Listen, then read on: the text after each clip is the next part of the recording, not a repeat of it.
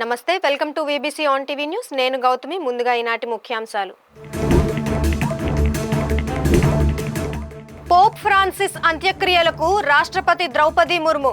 April 26న భారత్లో సంతాప దినం.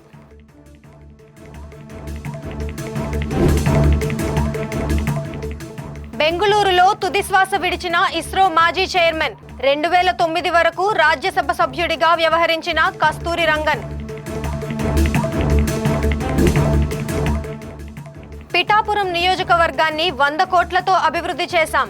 పర్యటన అనంతరం మీడియాకు వెల్లడించిన పవన్ కళ్యాణ్.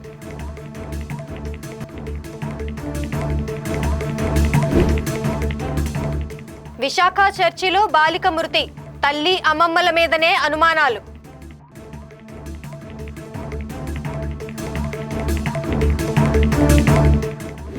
పోప్ ఫ్రాన్సిస్ అంత్యక్రియల్లో పాల్గొనేందుకు భారత రాష్ట్రపతి ద్రౌపది ముర్ము శుక్రవారం వాటికన్ సిటీకి బయలుదేరి వెళ్లారు.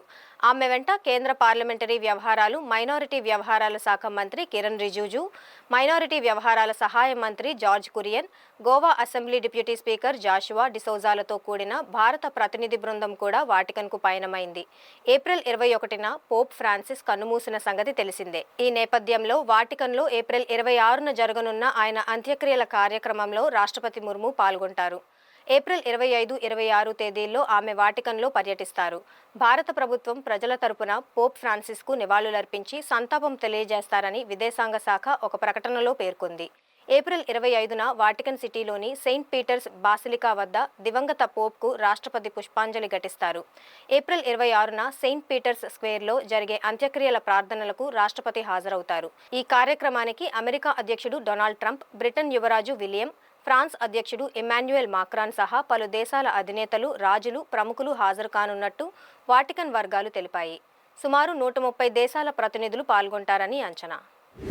ఇస్రో మాజీ చైర్మన్ డాక్టర్ కృష్ణస్వామి కస్తూరి రంగన్ కన్ను మూశారు. బెంగుళూరులో తన నివాసంలో ఈ ఉదయం ఆయన తుదిశ్వాస విడిచినట్లు కుటుంబ సభ్యులు వెల్లడించారు. కస్తూరి రంగన్ గతంలో జవహర్లాల్ నెహ్రూ యూనివర్సిటీలో ఛాన్సలర్గా బాధ్యతలు నిర్వహించారు. అలాగే కర్ణాటక నాలెడ్జ్ కమిషన్ చైర్మన్గా కూడా పనిచేశారు. అంతేగాక 1994 నుంచి 2003 వరకు భారత అంతరిక్ష పరిశోధనా సంస్థ చైర్మన్గా ఆయన కీలక పాత్ర పోషించారు. అనంతరం 2003 నుంచి 2009 వరకు ఆయన రాజ్యసభ సభ్యుడుగాను ఉన్నారు. అలాగే మోదీ ప్రభుత్వం రూపొందించిన నూతన జాతీయ విద్యా విధానం ముసాయిదాను తయారు చేసిన కమిటీకి కస్తూరి రంగన్ అధ్యక్షత వహించారు. 2004 నుంచి 2009 మధ్యకాలంలో బెంగుళూరులోని నేషనల్ ఇన్స్టిట్యూట్ ఆఫ్ అడ్వాన్స్డ్ స్టడీస్కు, 2004 నుంచి 2009 మధ్యకాలంలో బెంగుళూరులోని నేషనల్ ఇన్స్టిట్యూట్ ఆఫ్ అడ్వాన్స్డ్ స్టడీస్కు డైరెక్టర్గా ఆయన పనిచేశారు. ఈ సంస్థ ద్వారా దేశం యొక్క శాస్త్రీయ, సాంకేతిక అభివృద్ధికి కస్తూరి రంగన్ తోడ్పాటు అందించారు. గత 9 నెలల కాలంలో పిఠాపురం నియోజకవర్గంలో 100 కోట్ల రూపాయలతో అభివృద్ధి పనులు చేశామని రాష్ట్ర ఉప ముఖ్యమంత్రి పవన్ కళ్యాణ్ వెల్లడించారు. కాకినాడ జిల్లా పిఠాపురం పర్యటన ముగిసిన అనంతరం స్థానిక ఆసుపత్రిలో మీడియాతో మాట్లాడారు. కేంద్రంలో, రాష్ట్రంలో కూటమి ప్రభుత్వాలు సమన్వయంతో ముందుకెళ్తే అభివృద్ధి, సంక్షేమం సాధ్యపడుతుందన్నారు. పిఠాపురం నియోజకవర్గంలోని 3 మండలాలకు ఎన్ని నిధులు కేటాయించాలనేది వివరించారు. పిఠాపురం మున్సిపాలిటీకి 3 కోట్లు కేటాయించామని అన్నారు. శాంతి భద్రతలపై గతంలోనూ పిఠాపురంలో మాట్లాడానని, అది నిరంతర ప్రక్రియ అన్నారు. సమస్యలుంటే తమకు అధికారుల దృష్టికి తీసుకురావాలన్నారు. తాను గత ఎన్నికలలో ఇచ్చిన హామీలు నెరవేరుస్తున్నట్టు తెలిపారు. ధన్యవాదాలు తెలియజేస్తున్నాం. అలాగే పిఠాపురం మున్సిపాలిటీకి 3 కోట్లు, కొల్లపల్లి మున్సిపాలిటీకి 1 కోటి రూపాయలు అందజేసివన్నీ ఓవరాల్గా టోటల్గా దాదాపు 9 నెలల సమయం లోపే, ఇంకా సంవత్సరం సమయం లోపే మేము దాదాపు 100 కోట్లు పైగా ఈ రోజున ఖర్చు పెట్టడం జరుగుతూ ఉంది. ఇది మొదటి దశలోని అభివృద్ధి. అలాగే బ్రిడ్జి గురించి కూడా శాంక్షన్ నేను గౌరవ కేంద్ర మంత్రితో మాట్లాడి, గజేంద్ర శెట్టి మోదీ గారితో మాట్లాడితే వెంటనే మన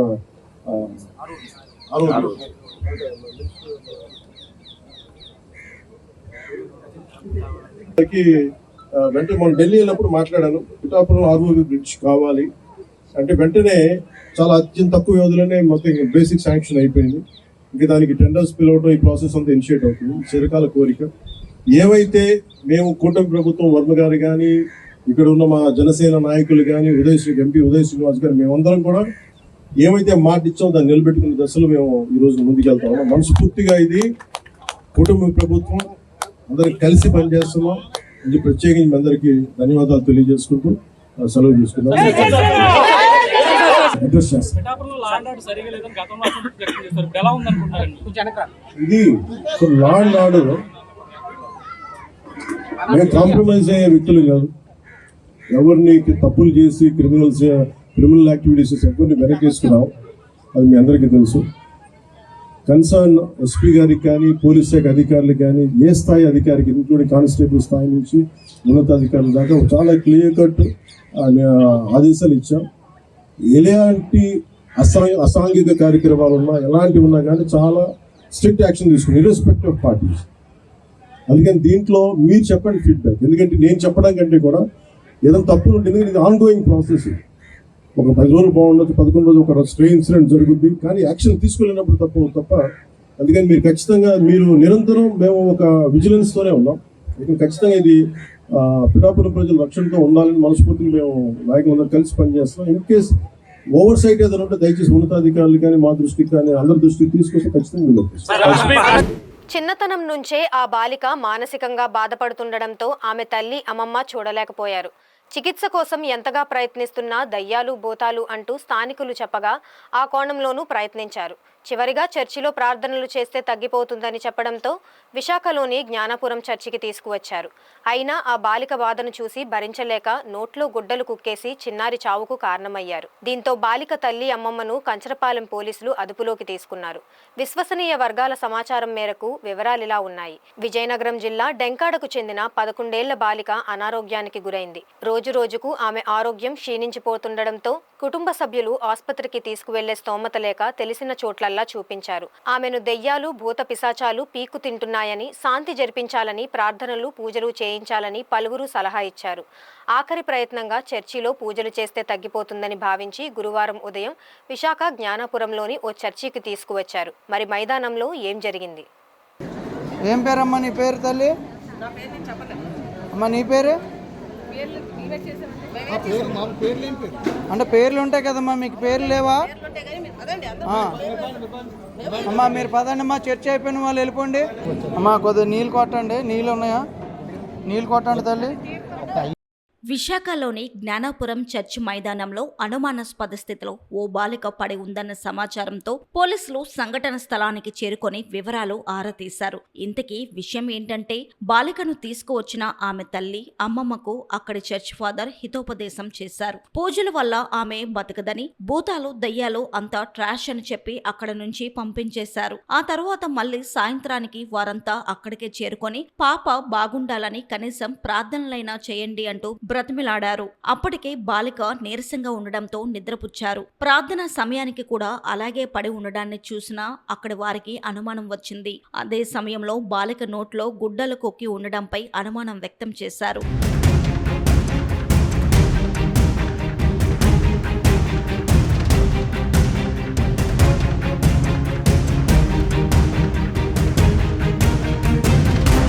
బాలిక చేస్తున్న గోలను భరించలేక నోట్లో గుడ్డలు కుక్కినట్టు ప్రాథమికంగా గుర్తించారు. అందుకు సదరు బాలిక తల్లి అమ్మమ్మే కారణమని తేల్చారు. అయినప్పటికీ పోలీసులు బాలిక అనుమానాస్పద మృతి కింద కేసు నమోదు చేసి దర్యాప్తు చేపట్టారు. పూర్తి వివరాలు తెలియాల్సి ఉందన్నారు. మృతదేహాన్ని పోస్టుమార్టం నిమిత్తం కేజీహెచ్ కు తరలించారు.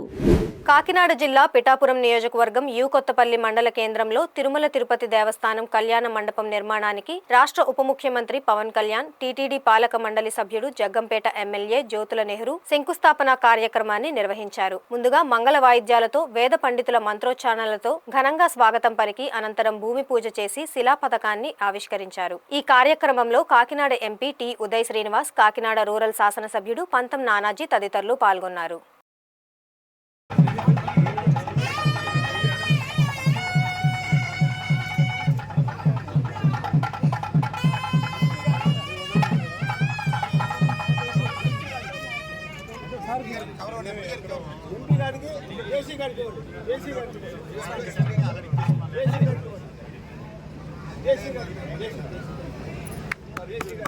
ఓం శతమానం అక్షంతలేని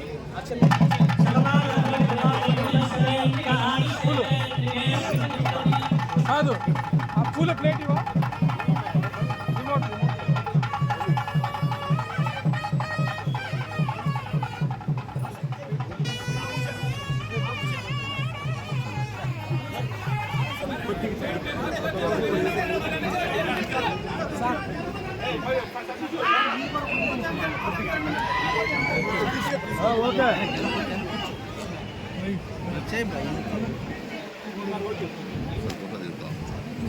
ఎవరు చేస్తున్నారు?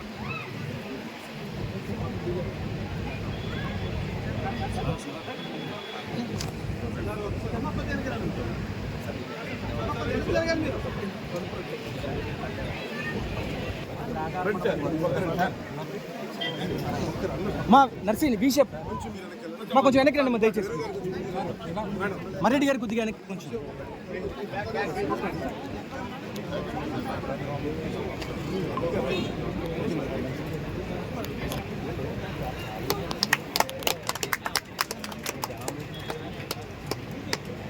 తీసుకొచ్చి సరే.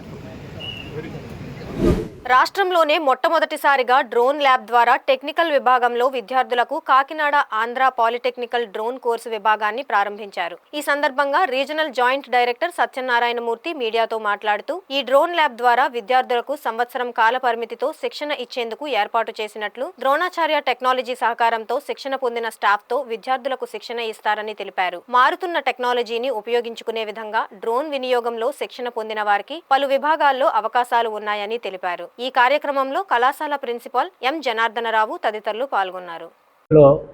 ఫస్ట్ కాలేజీ ఇంప్లిమెంట్ చేస్తుంది. This is funded by Arvins energy private limited, which is supported by E3 foundation and Pasarlapudi Ramaganga trust supporting. This cost of the project is 15 lakhs. They are providing 7 drones and accessories for the repairs and all.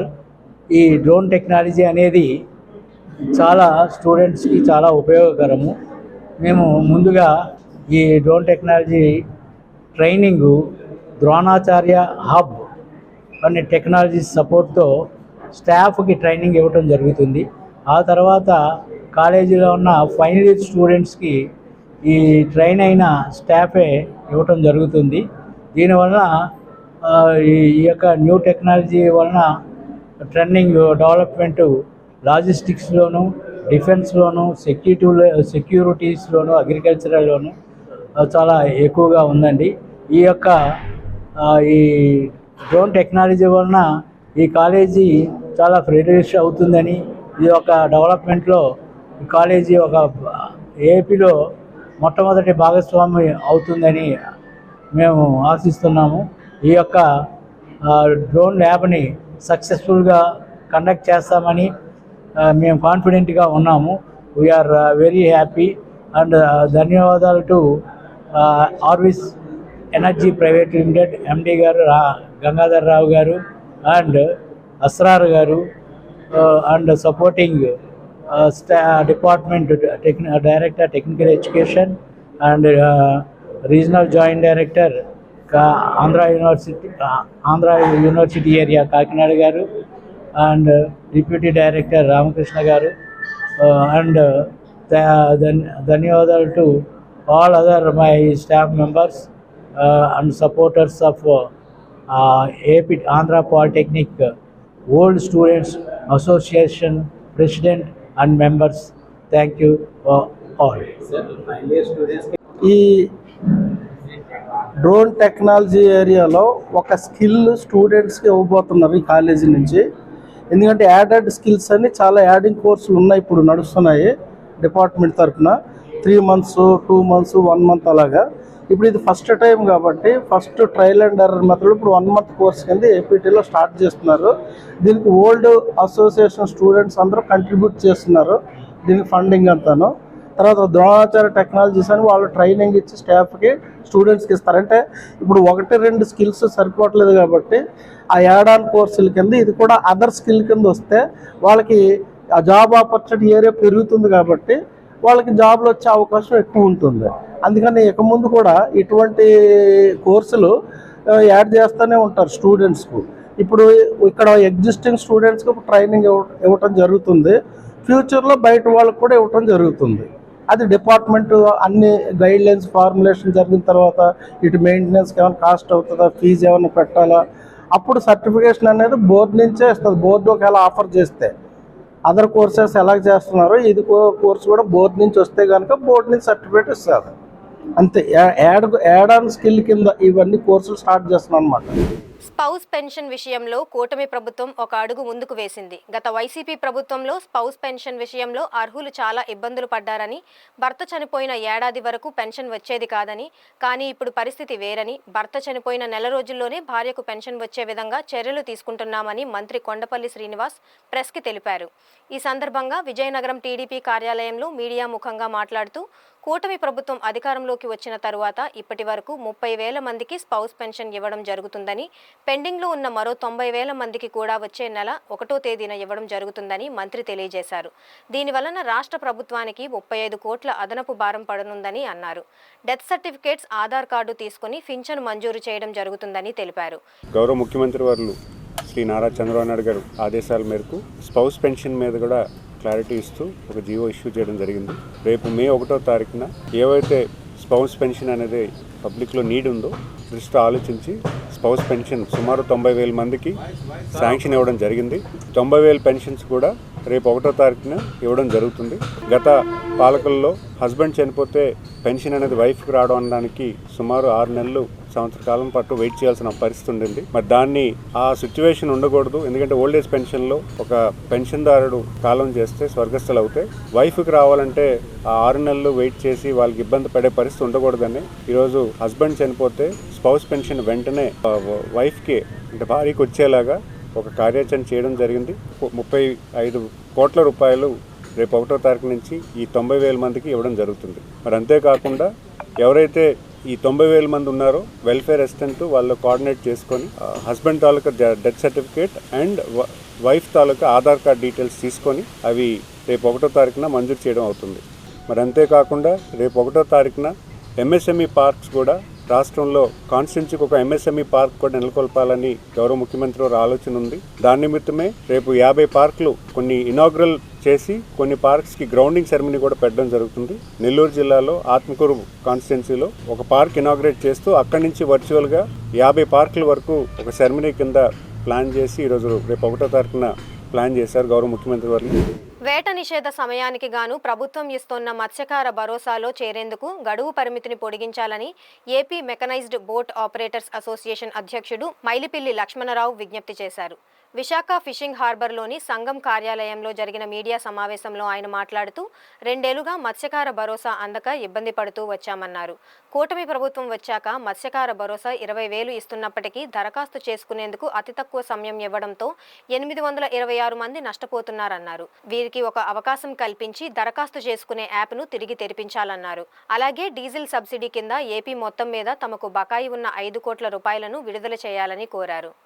నా పేరు Mailipilli Lakshmanarao, AP mechanised association president అండి. మరి ఈరోజు మత్స్యకార భరోసా మీద సమావేశం ఏర్పాటు చేయడం జరిగింది. 2 సంవత్సరాల నుంచి కూడా మత్స్యకార భరోసా రాక చాలా ఇబ్బందులు పడుతున్నారు.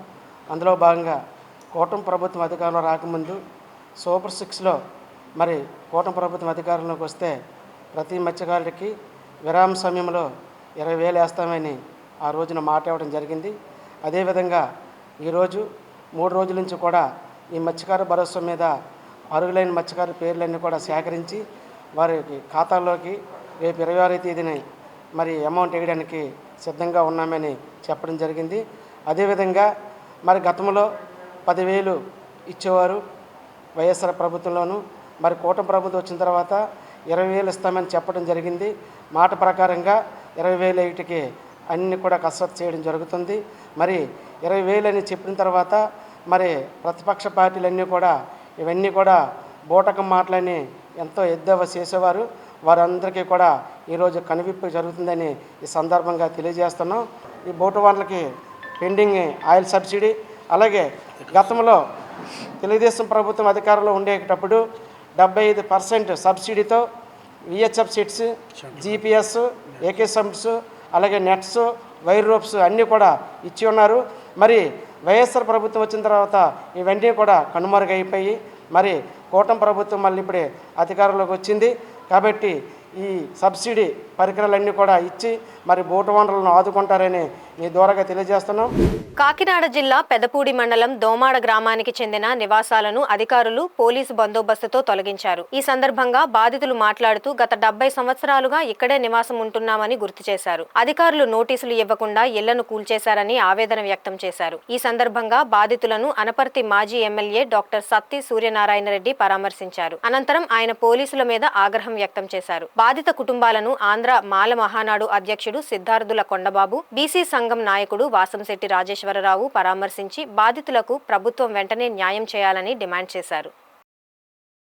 పాదాలమ్మండి, మేము 75 సంవత్సరాల నుంచి ఇంట్లో ఉన్నాము. అనమండి పెళ్లి చేసాను 10 మంది పిల్లలు. నాకు పెద్ద గోళ్ళు పంపించాడండి. తొమ్మల పిల్లి గోవింద రాజు గారు మీరు తీసేయండి అమ్మ చెప్పలేదండి ఏ అధికారులు కూడా. పిల్లలిద్దరు ఎక్కడండి ఆ బాత్రూమ్ అన్న ఉండేయండి బాబు, కాళ్ళు ఏళ్ళు అట్టుకుని బతిమాల ఆ బాత్రూమ్ కూడా పడుకొట్టేశారు. ఏడు బాబు నాకు న్యాయం చేస్తానండి. నాకేం ఆస్కారం లేదు. పొద్దుటి నుంచి గంజి లేకుండా రోడ్డు మీద కాళ్ళు మాడిపోతున్నాయి. ఎండలో పడి ఉన్నామండి. మీ దయ ఏం చేస్తారో చెయ్యండి. నమస్కారం అండి.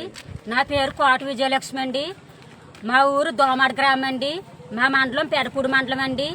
మాది కాకినాడ జిల్లా అండి. మా తాతల కానించి 70 సంవత్సరాల నుంచి ఇక్కడే ఉంటున్నామండి. మేము ఇంటి పనులు కడుతున్నామండి, కుళాయి పనులు కడుతున్నామండి. అలాగే కరెంటు బిల్లు కూడా కట్టుకునే వస్తున్నామండి. మేము ఎన్నో సంవత్సరాలు పెట్టి మేము ఇక్కడే నివాసం చేస్తున్నామండి. కానీ మాకు ఏ నోటీసులు కూడా మాకు ఏ ప్రభుత్వం వారు కానీ ఏ అధికారులు కూడా మాకు ఇప్పుడు దాకా ఇవ్వలేదండి. చెప్పా చేయకుండా ఈరోజు తెల్లవారుజాము 4:30కి వచ్చండి 5 గంటలకి కొంపలన్నీ కూల్చేస్తాం జరిగిందండి. ఈ 10 కొంపలోనే మేము ఎంతో బాధల్లో ఉన్నామండి. ఎంతో కష్టపడి కట్టుకున్నామండి. మేము ఎన్నో సార్లు కూడా కలెక్టర్ గారి దగ్గర నుంచి మేము ఇండియన్ ఆర్డర్ కూడా తెచ్చుకున్నామండి. మీ కొంపలకి ఏమో అధికారం రారని పోలీసు వాళ్ళు అధికారులు కూడా చెప్పండి. ఈ రోజు నాటి దగ్గరుండి మా కొంపలు ఎలా తీయించారండి. మేము చాలా యాదలతో ఉన్నామండి. అలాగే 2 వికలాంగులు ఉన్నామండి. అలాగే ముసలోళ్ళు కూడా ఉన్నారండి. అలాగే ఎంతో నిరుపేదలు కూడా ఉన్నారండి. ఈ రోజున మా కుటుంబాలన్నీ రోడ్రుపాలు అయిపోయినాయండి. మేము చాలా యాదనుకున్నామండి. మాకు ఈ తుమ్మలపల్లి గోవిందరాజే ఈ స్థలం కొనుక్కునండి. మా ఇంటి వెనకాల స్థలం కొనుక్కునండి. మా స్థలాల వెనకాల 5 ఎకరాల భూమి కొనుక్కుని మా స్థలాలు అమ్ముడవుతలేరని ఈ కారణం చేత ఎప్పటి నుంచో కక్ష పెట్టుకునండి ఈ రోజున దౌర్జన్యంగా ఇలా చేశాడండి. అలాగే ఎంతో మంది రౌడీల్ని, పోలీసుని, గోండాల్ని తీసుకొచ్చండి ఎంత దౌర్జన్యంగా చేశారండి. ఇలాంటి అధికారుల్ని ప్రభుత్వం వారు ఆదుకుని మాలాంటి కుటుంబాలకి న్యాయం చేస్తారని ఆ ప్రభుత్వాన్ని కోరి సెలవు తీసుకుంటున్నాను. చెప్పండి, కనీసం నోటీస్ ఇచ్చారా? ఇలా చూడండి, వీళ్ళకి ఇంటి పన్ను ఉంది, కరెంటు బిల్లు ఉంది, కుళాయి పన్ను ఉంది, కనీసం నోటీస్ ఇవ్వాలి కదండి. అడిగితే ఉన్నారండి. రికగ్నిషన్ ఇచ్చారు సార్. అదేవిధంగా మనకి ఎంఆర్ఓ గారు రికగ్నిషన్ ఇచ్చారు. ఏమన్నంటే ఇలా మేము ఆనంద సైడ్ నీళ్ళు ఆక్యుపై చేసుకున్నారు. ఇప్పుడు అన్నా సార్ ఆక్యుపై చేసుకున్నారు. 70-80 సంవత్సరాల నుంచి ఆక్యుపై చేసుకున్నారు. అందులో ఒక ఆవిడ అమ్మాజీ ఆవిడ కూడా కానీ వేరే అతను 9 లక్షలు కట్టేసింది సంథింగ్. అదేవిధంగా దీని మీద కమర్షియల్ గా మారుతుందని చెప్పేసి మాకు మా డిపార్ట్మెంట్ జరిగిందంటే మీరు మాకు అసిస్టెన్స్ ఇవ్వమని చెప్పి వచ్చారు. ఇంకా మీకు ఇక్కడే ఒక విషయం, వీళ్ళు ఎవరో కమర్షియల్ గా మార్చేసి పూట ఉంటే పూట లేని వాళ్ళు అందరూ కూడా కూలి పని చేసుకునే వాళ్ళు. అంటే కాదు, మీ మీద కంప్లైంట్ ఏంటంటే ఒక్క నిమిషం, ఈ R&B వాళ్ళకి వీళ్ళందరికీ కూడా ఎమ్మెల్యే ద్వారా ఏం వెళ్ళిందంటే వాళ్ళకి చెప్పిందంటే వీళ్ళు పెద్ద పెద్ద కాంప్లెక్స్ కట్టేసుకుంటారు వీళ్ళు అని వెళ్ళారు.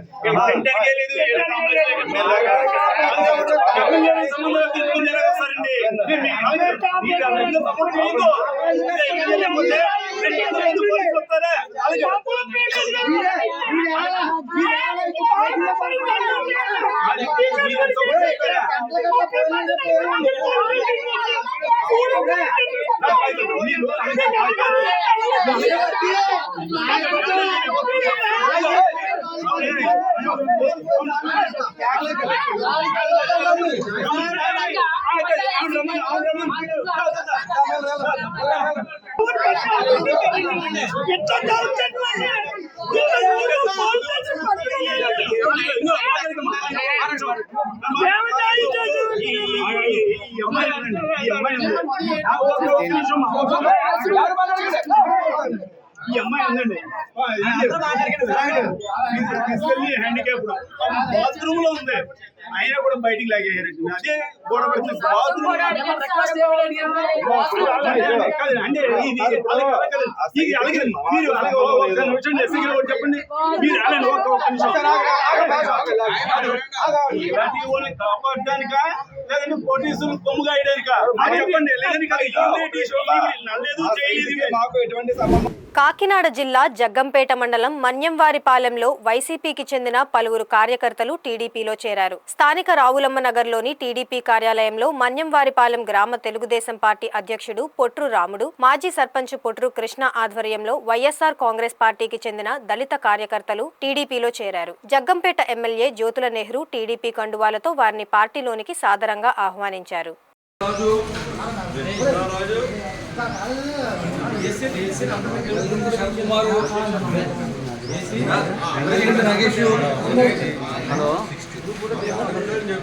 అప్పలరాజు మరపూడి, ఆరుగోలు సంపత్రావు, ఆరుగోలు వెంకటేశ్లు, వెల్సూరు రాజు, వెల్సూరు పెదప్పారావు, వెల్సూరు చిన్నప్పారావు, వెల్సూరు ప్రసాదరావు, పొలం లావురాజు, బొడ్డు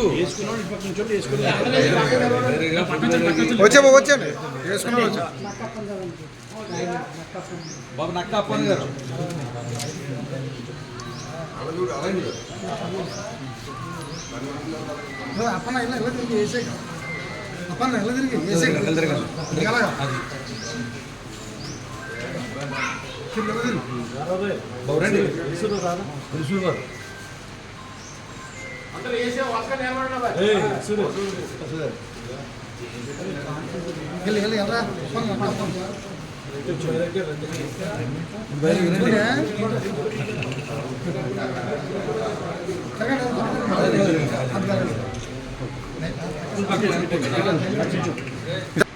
తెలుగుదేశం నారా చంద్రబాబు నాయుడు గారి నాయకత్వం, జ్యోతుల నెహ్రూ గారి నాయకత్వం, జ్యోతుల నవీన్ గారి నాయకత్వం, నారా లోకేష్ గారి నాయకత్వం, తెలుగుదేశం. కోనసీమ జిల్లా రామచంద్రపురం మండలం వెల్ల గ్రామంలో గల చెత్త నుంచి సంపద సృష్టి కేంద్రం వద్ద పంచాయతీ కార్యదర్శి విఎస్ సుబ్రహ్మణ్యం మహాత్మా గాంధీ గ్రామీణ ఉపాధి హామీ కూలీలతో సమావేశమయ్యారు. ఆయన మాట్లాడుతూ ప్రభుత్వ ఆదేశాల మేరకు ప్రతి శుక్రవారం ఉపాధి హామీ పథకం కూలీలతో సమావేశం ఏర్పాటు చేస్తున్నామని గుర్తు చేశారు. గిట్టుబాటు వేతనం అందాలంటే ఎలా పనిచేయాలో కార్యదర్శి వివరించారు. ఉపాధి హామీ పథకం కూలీలను గ్రామీణ వికాస్ శ్రామికులుగా పేరు మార్చారని తెలిపారు. అలాగే ప్రతి ఏటా గ్రామీణ వికాస్ శ్రామికుల వేతనం నుంచి 20 రూపాయలు చెల్లించిన వారికి ప్రమాదవశాత్తు మరణం సంభవిస్తే ప్రధానమంత్రి సురక్ష బీమా యోజన కింద బాధిత కుటుంబానికి 2 లక్షలు చెల్లిస్తారని పేర్కొన్నారు. ఎక్కువ టైం పెట్టుకోము, ఇప్పుడు కూడా 10 నిమిషాల్లో మీకు ముగింపు చేస్తాము. అయితే ఇప్పుడు ఏంటంటే నిన్న పంచాయతీరాజ్ దినోత్సవం అనేది జరిగింది. పంచాయతీరాజ్ దినోత్సవం సందర్భంగా మన రాజధానిలో పవన్ కళ్యాణ్ గారు, మన పంచాయతీరాజ్ మినిస్టర్ గారు MGNREGS గురించి మాట్లాడారు. అందులో ఏంటంటే ఇప్పటిదాకా మేము అందరినీ కూడా ఉపాధి హామీ పథకం కూలీలు అని మాట్లాడేవారు. ఎవరు మాట్లాడినా ఆ మాట తప్పు, అలా మాట్లాడొద్దు. వాళ్ళు శ్రామికులు కష్టపడుతున్నారు కాబట్టి గ్రామ సేవకుల కింద పేరు మార్చుకొని చెప్పడం జరిగింది.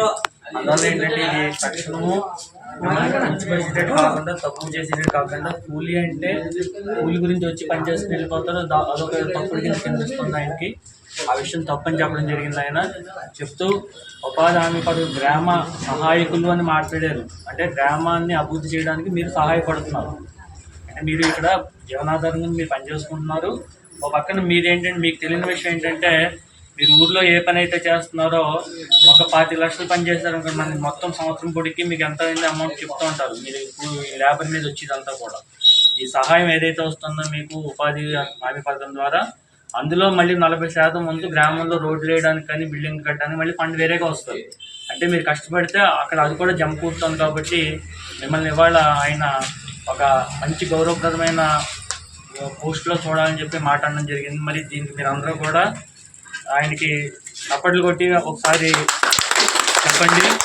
అలాగే ఇంకోటి ఏంటంటే ఇన్నాళ్ళు కూడా గ్రామ పంచాయతీకి కానీ మన రాష్ట్రానికి వచ్చే ఉపాధి హామీ పథకం నిధులు ఏవైతే ఉంటాయో అవన్నీ కూడా సక్రమంగా నిర్వర్తించబడలేదు. అంటే ఎక్కడ ముందు పని ఉందో అక్కడ పంపడం, లేకపోతే ఇంకో చోట డైవర్ట్ చేయడం జరిగేది.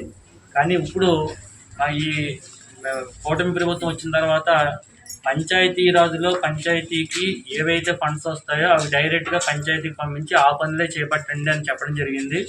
దీనివల్ల ఏంటంటే నిధులు వేరొక పనికి డైవర్ట్ చేయడం కానీ ఇటువంటివి జరగవు. అందువల్ల ఏంటంటే మీకు ఈ ఏదైతే దినసరి వేతనం కింద ఇవ్వడం జరుగుతుందో ఆ వేతనం అనేది ఈసారి నుంచి ఆలస్యం అనేది జరగదండి. ఇదివరకు మీకు కొంచెం లేట్ అయ్యేది కదా, జరగదు. రెండోది, గ్రామంలో పనులు కూడా ఈ మధ్యన మనకి వచ్చిన సంవత్సరం ఇంచుమించు 9 నెలల సంవత్సర కాలంలో ఈ ఎంజీఎన్ఆర్ఈజెస్ నిధులు ఏవైతే రోడ్లు శాంక్షన్ చేశారో ఆ రోడ్లు తక్షణం వేయడం జరిగింది. ఇంతకుముందు మనకి వెంటనే పని అవ్వాలంటే కొంచెం లేట్ అయ్యేది. ఇప్పుడు మనకి మన స్కూల్ దగ్గర, మన ఎస్సీ ఏరియా స్కూల్ దగ్గర రోడ్డు వేయడం జరిగింది. అలాగే మెయిన్ కాలువగా అనుసరించి చెప్తాను. అనంతపురం జిల్లా గుంతకల్లు నియోజకవర్గం శాసనసభ్యుడు గుమ్మనూరు జయరాం ఆధ్వర్యంలో పామిడి పట్టణం పంచాయతీ కార్యాలయంలో ప్రజా దర్బార్ జరిగింది. ఈ సందర్భంగా మొదటగా జమ్మూ కాశ్మీర్ పహల్గాంలో జరిగిన ఉగ్రదాడిలో మరణించిన 28 మందికి శ్రద్ధాంజలి ఘటించి 2 నిమిషాలు మౌనం పాటించారు. అనంతరం పామిడి పట్టణం మండలం నుంచి వచ్చిన ప్రజల నుంచి వినతులను స్వీకరించారు. ప్రభుత్వంతో మాట్లాడి అన్ని సమస్యలను పరిష్కరిస్తామని ఎమ్మెల్యే తెలిపారు.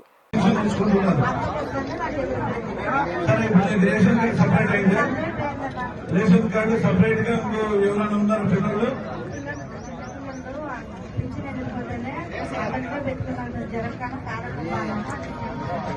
ఇప్పుడు సపరేట్ గా మీకు రేషన్ కార్డు ఉంది, రెండు కొత్తగా మీకు ఏర్పాటు చేస్తాను.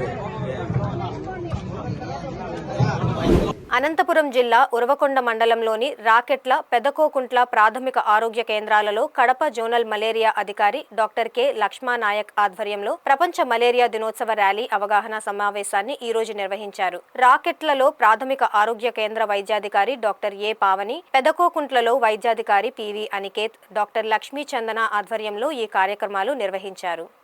పరిసరాలు పరిసరాలు పరిసరాలు పరిసరాలు Friday Friday Friday Friday Friday Friday వాడాలి వాడాలంటే దొంగలు వాడాలి వాడాలి వాడాలి వాడాలి వాడాలి వాడాలి దోమకాటు అంటే పెను ప్రమాదం. దోమకాటు దోమకాటు దోమకాటు దోమకాటు దోమకాటు చిన్న దోమ. ఈ వార్తలు ఇంతటితో సమాప్తం. మరిన్ని విశేషాలతో మళ్ళీ కలుసుకుందాం.